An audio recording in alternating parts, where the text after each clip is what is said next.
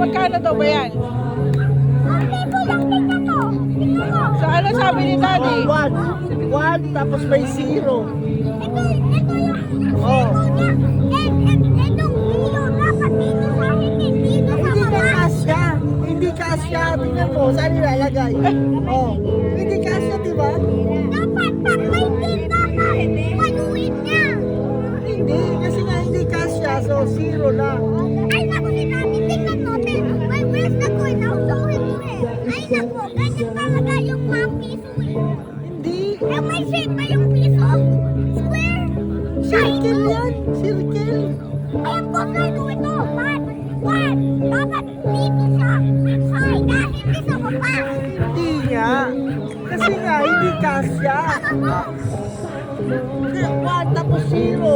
Eh, 110 daw yun. Ano zero din? oh. Dapat dito siya.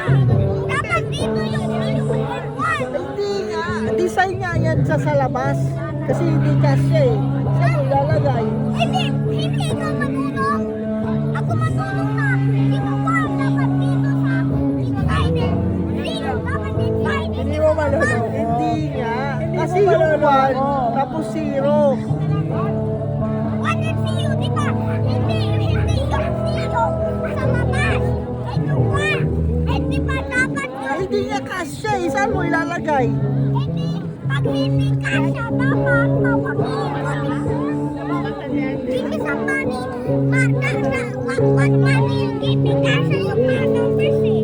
Hindi nga kasya eh.